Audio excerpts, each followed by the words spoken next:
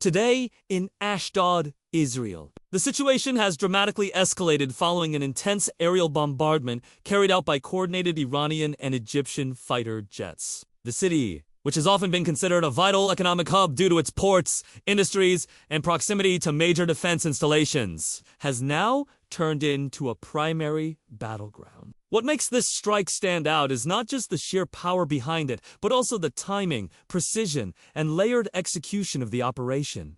To understand what unfolded, it is essential to look at both the military aspects and the broader implications that come with such an attack. Iran and Egypt, though historically positioned differently in regional politics, appear to have synchronized their strategies to maximize both shock value and destructive capacity. Fighter jets used in this mission included Iran's domestically upgraded variants of the Su-24 and F-14 platforms, combined with Egypt's modernized Rafales and F-16 Block 52s. The blend of Soviet-era, American, and French designs brought together a diverse range of performance capabilities, each contributing something unique to the strike package. For instance, the Rafale jets provided precision targeting with advanced guided munitions, while the Iranian Su-24s delivered heavy payloads to overwhelm Israel's defensive grid. The performance aspect of these aircraft was on full display. Rafales carried Scalp cruise missiles capable of striking with pinpoint accuracy at long range,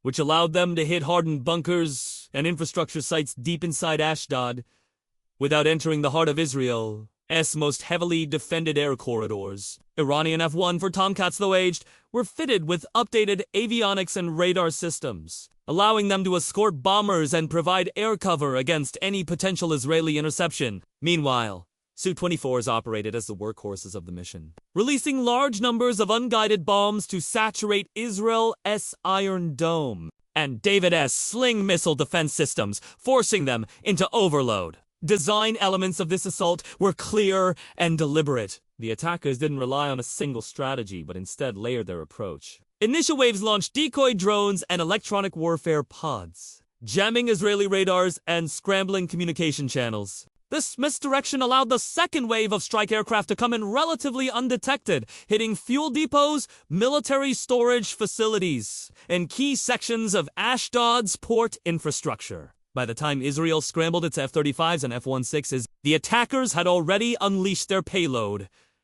and were in the process of retreating, under the cover of electronic jamming and anti-air missile suppression. What stands out as a unique selling point of this attack is the synergy between the two air forces. Historically, Iran and Egypt have not shared extensive cooperative frameworks in air combat, but this strike showed a level of coordination that surprised even seasoned analysts. Iran has strengthened asymmetric warfare using drone swarms and missile saturation paired with Egypt's access to modern Western technology created a formidable combination. This hybrid strategy demonstrated that even a country with one of the most advanced air forces and defense systems in the world, like Israel, could be overwhelmed by sheer complexity and coordination. For everyday people trying to make sense of this, think of it as a chessboard where one side usually has superior pieces, but the other manages to create traps and diversions that force the stronger side to play defensively. Israel's Iron Dome and multi-layered air defense grid have long been promoted as nearly impenetrable.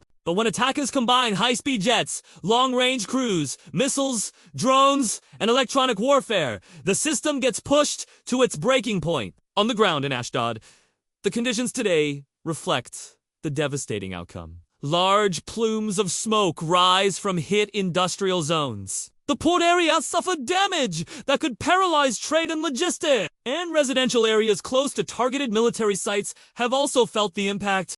Reports indicate disruptions in electricity and water supply, while thousands of civilians have sought shelter in underground bunkers. The psychological effect of seeing advanced fighter jets from two powerful militaries coordinate strikes in broad daylight has added to the atmosphere of fear and uncertainty. The technical brilliance of the strike lies in its balance between old and new technology. Iran's reliance on legacy aircraft like the Su-24 and F-14 might seem outdated on paper, but when retrofitted with modern avionics and supported by drone warfare, they become deadly assets. Egypt's Rafales, with their stealthier design, advanced sensors, and multi-role flexibility, acted as a scalpel in the operation, carving through defenses with precision. Together, they mirrored a doctrine that values both quantity and quality, brute force and finesse. Analysts observing this incident also point out that the choice of Ashdod was symbolic as well as strategic. The city's role as a port and supply hub makes it critical for Israel's economy and military logistics. By targeting Ashdod, the attackers weren't just inflicting physical damage. They were sending a clear signal about vulnerabilities in Israel's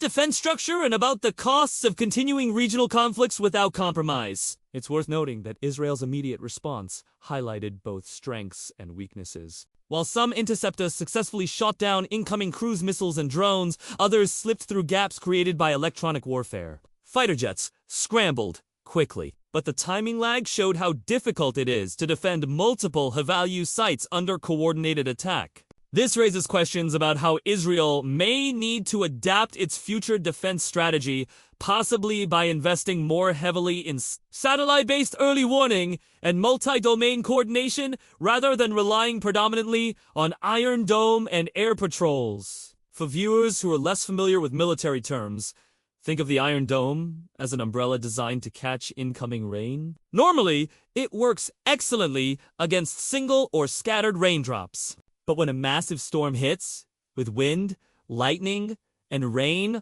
all coming at once, the umbrella struggles to hold up. That's essentially what happened in Ashdod today, and it demonstrates the vulnerability of even the most high-tech defense systems.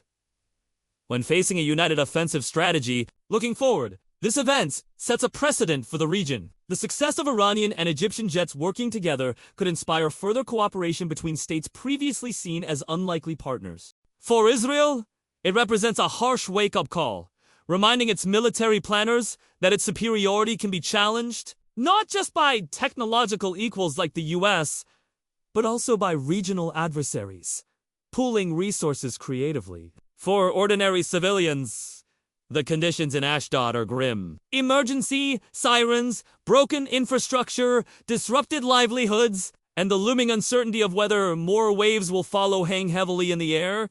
Families are huddling in shelters, schools are closed, and hospitals are overwhelmed with both direct casualties and those suffering stress-related conditions. The bombardment has changed daily life overnight, and rebuilding trust in the security system may prove as difficult as repairing physical damage. The unique impact of this attack lies in its dual nature. It was both a physical assault on infrastructure and a psychological one on Israel's perception of invulnerability. By choosing Ashdod, a city that symbolizes both economic vitality and strategic importance, Iran and Egypt delivered a blow that resonates far beyond immediate military calculations.